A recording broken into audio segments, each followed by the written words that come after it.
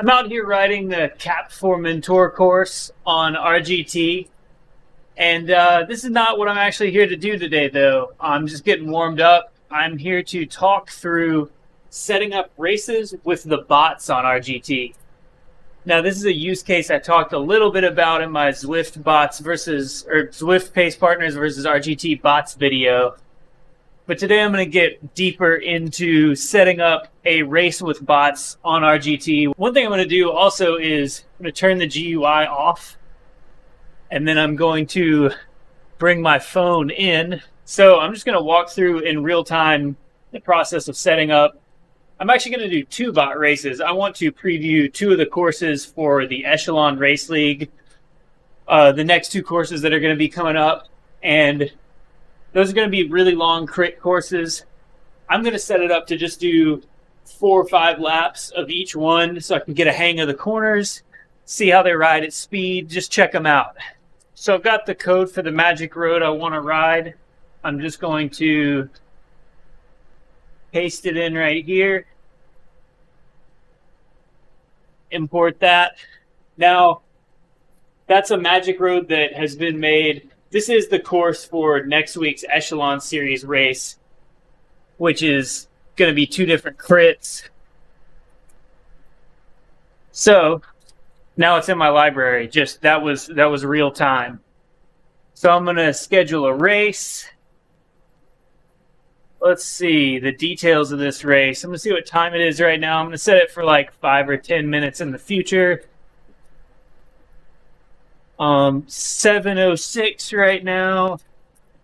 So let's see. I'll set it for 7:15. How's that? PM. And let's do 5 laps. Make this bigger while I'm setting it up to make sure you guys can see. Let's do 5 laps. Come over here to the bots. I'm going to set I want this to be kind of close to race pace, but I don't want to completely blow myself out. So I'm going to go minimum bot power 300. Let's go maximum 350. Let's do 40 bots, and we'll go random. That randomizes their power and weight within that rather than distributing them evenly and making them weigh the same as me. Cool, so that race is created. So I'm back on my home screen, exited out of that, just click on my race, hit join event.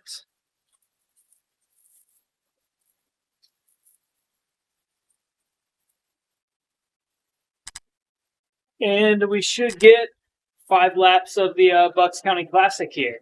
So right now I'm checking out the Bucks County Classic course. This is a real crit from America. This race is going to be on RGT as a part of the Echelon Series next weekend. So I'm getting a little course preview for next weekend. So this will give me a chance to see how these corners go at speed, see how much I can let up going into the corner and stay on the group, where I can save a little energy, where I need to push harder. The main use case, the reason this was designed was so that you could pre-ride, like with Magic Roads, you could pre-ride a TT course.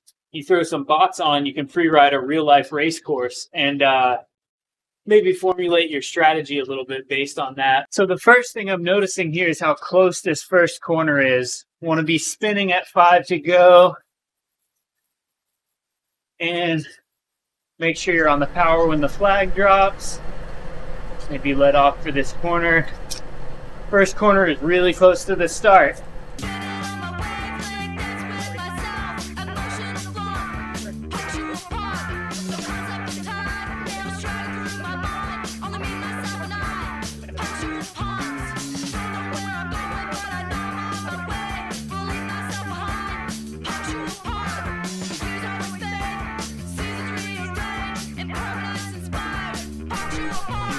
Take a look at how strung out this field is. Woo.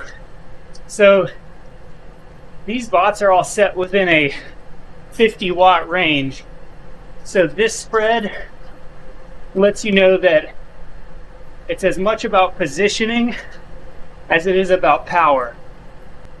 Another thing I'm watching here is the amount of draft I'm getting. And I'm getting a really good amount of draft, even on this uphill section. So that's good to know that if you can get well placed in a tight group up here, you can save a lot of energy.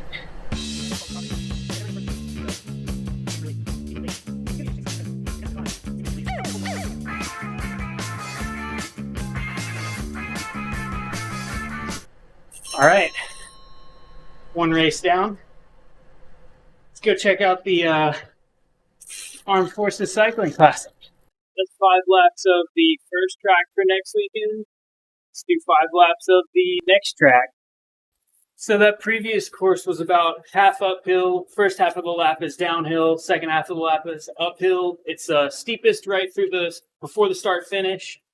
I think I kind of figured out the entrance and exit speeds of each of the turns. I believe this one is going to have a lot less climbing, but the turns are significantly tighter. It's going to race more like the 8-bar crit course on RGT. But we're going to give it a go, and we'll find out. Ooh, my heart rate's going crazy.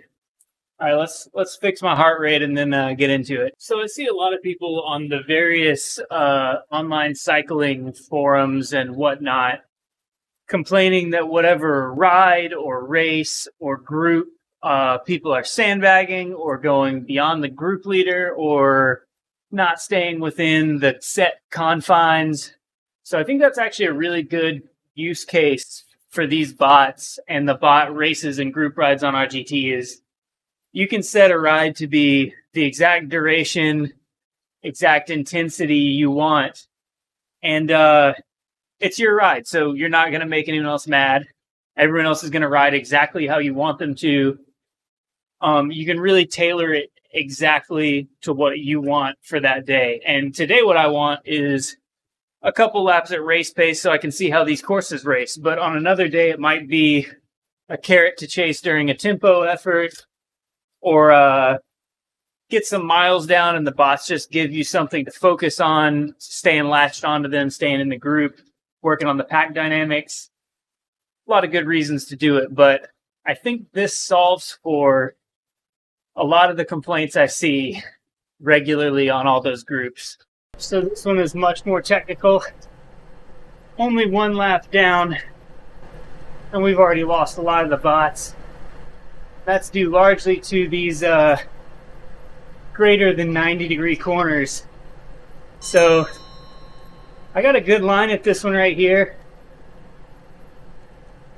I was trying to hold that inside. So I'm going to put in a little dig, back off, and hit it again at the apex. But that's why I'm doing this. I feel like I got the timing down. You can see I didn't lose the wheels at all there. And we might have even dropped a couple more bots. And that's pretty much it. I got a preview of 2 race courses. I got to ride them with as high of a quality field as I want